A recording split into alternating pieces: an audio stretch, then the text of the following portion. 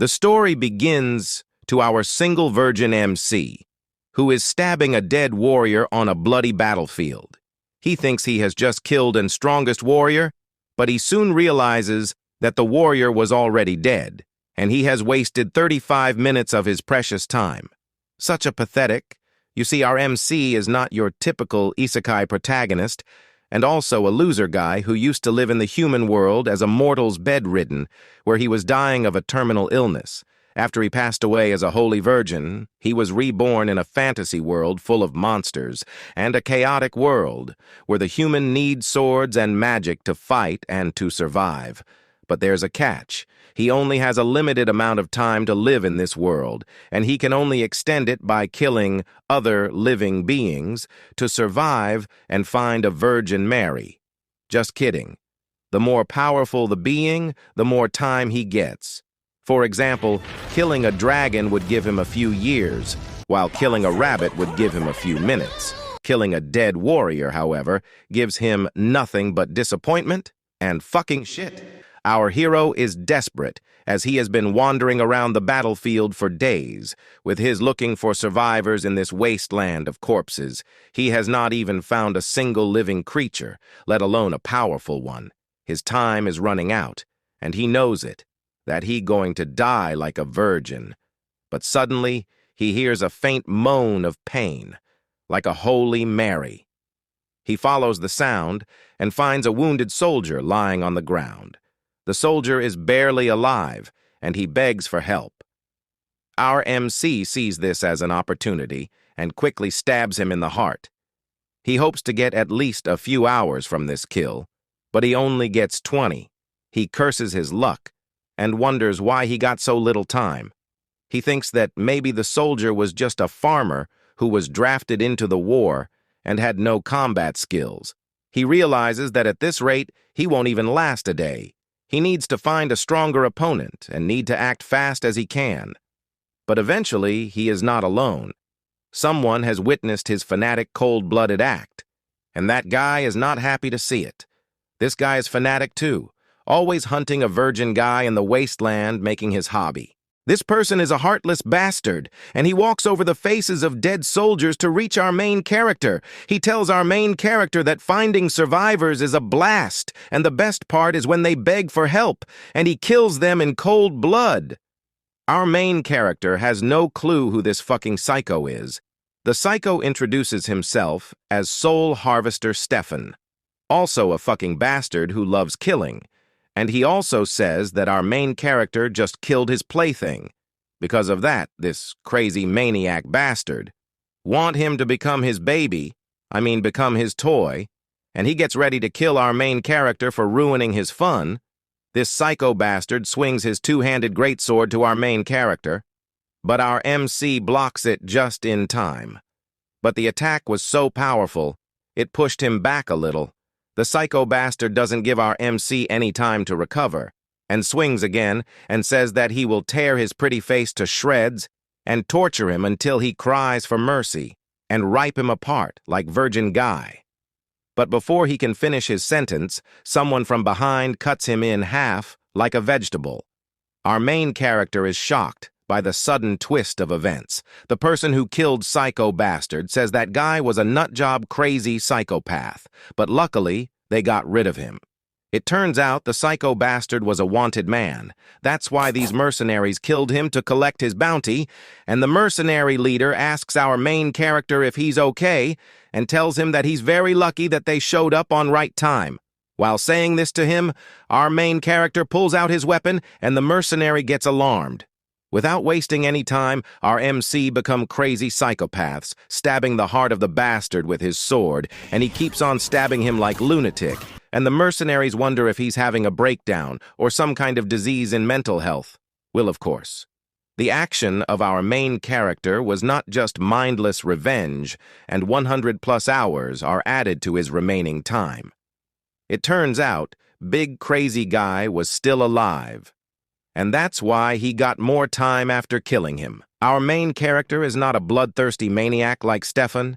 He only kills people because of the timer he got after he reincarnated into this world. And when this timer reaches 0, He will die again like a holy virgin. He can only increase his time by killing a living person, cause him to act like a crazy lunatic. Even after so long, killing people makes his hands shake, and trembling, and his heart beat fast like a crazy. And he's not sure if he can keep on living like that as psychopath, while the mercenary leader feels sorry for our main character, 'cause he is like virgin, just kidding, and he tells him to join their mercenary squid game. I mean his squad, but one of his underlings says that he's just a kid, but the mercenary captain shuts him up by saying that this kid blocked the sword of that Stefan, that have some balls, which is quite an impressive feat for him, while our main character asks them if he can kill people like lunatic without guilt after joining their mercenary squad. Will the mercenary leader says that no one can get used to killing others and say killing others is not normal unless you're a freak and crazy lunatic like Stefan, but he can guarantee that he can make his life easier by earning a lot of money. Plus, he will keep getting stronger if he joins them, as they are always hired to deal with trash just like him. But anyway, our main character gets up, and he tells them that he's ready to join them, and the mercenaries ask him his name, while our main character introduces himself, and he says that he is Lewis the Soul Harvester. Now the days passed by in the bar. This person asks about the soul harvester from an innkeeper. The innkeeper says that he remembers him well, and he can't forget him even if he tries. About a month ago, he met him in the territorial battle. Back then, the innkeeper was a peasant soldier under Viscount Bear. He goes on to say that the soul harvester was a knight, and he heard that the power knights use is different from magic. These knights are also called chosen ones, as they can use ether.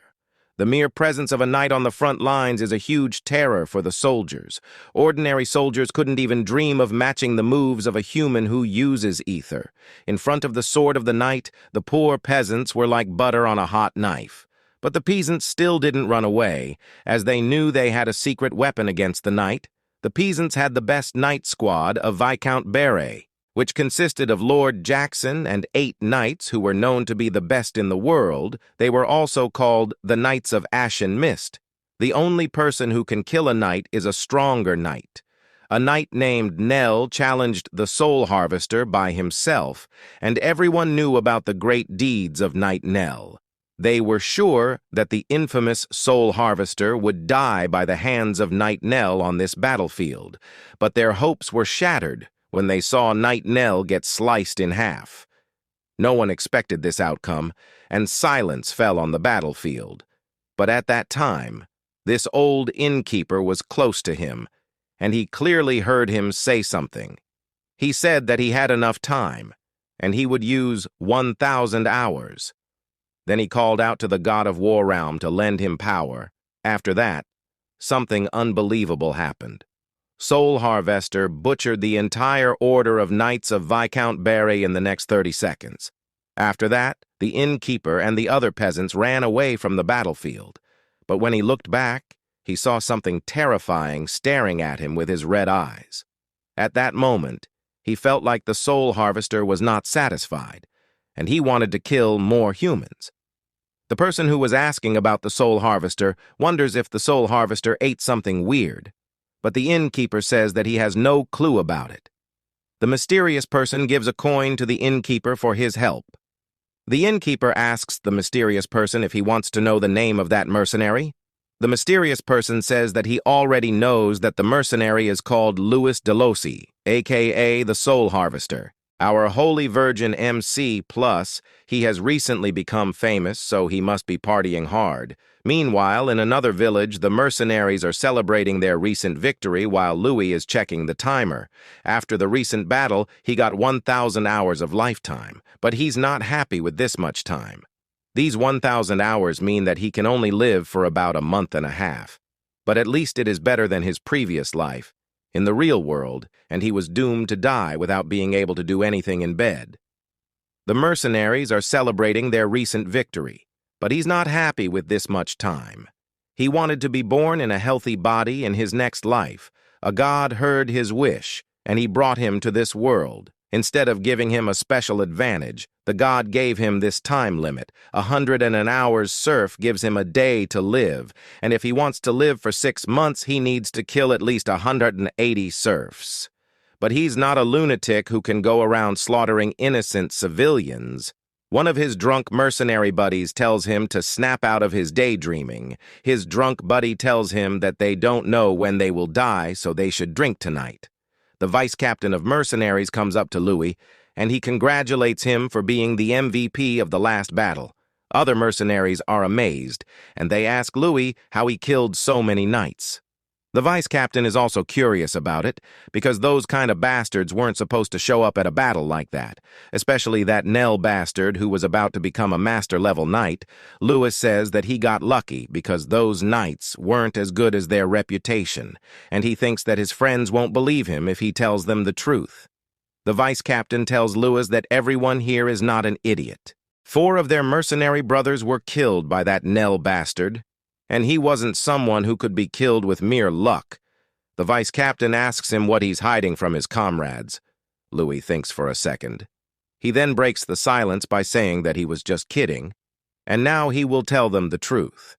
He makes a serious face, then he takes a deep breath, and then he tells his friends that he risked his whole life on that battle.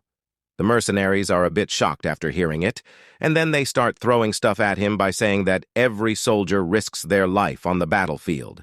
The captain of the mercenaries arrives at the inn, and he asks Louis to follow him, as he needs to talk to him about something. Louis starts leaving, and the vice captain tells him to come back soon. With that being said, Louis follows Captain Turn, aka the woodcutter, to his office. The vice captain tells the other mercenary to gather all the knights from the night troop. The mercenary asks him why he wants to summon them. The vice captain says that he is also annoyed by this order, but there is some sort of crappy job they need to do right now. Meanwhile, Louis enters the room of Captain Turn. Captain Turn is very happy, and he congratulates Louis for being the MVP of the last battle.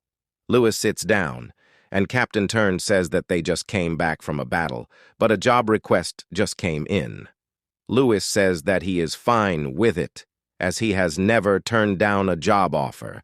Captain Turn pours a drink for him, and he says that they should celebrate first, then move on to the details of this job. With that being said, both mercenaries start enjoying their wine. Turn says that Viscount Bear gave up on the battle after Louis killed his knights, but the battle is not officially over. Normally, it's right to end the battle once Viscount Bear pays for the damages of the battle, but just a while ago, he said he wanted to meet their employer. Louis says that it sounds like Bear wants to go to the bar and have another round before he surrenders, and Turn says that he is not sure. Bear wants to pay the mercenaries he hired. That's why he's doing this, so the mercenaries on his side can die in this next battle. Captain Turn says that he knows it's a shitty move, but that's what the nobles do. And for that secret mission, Turn wants Louis to escort Viscount Bear.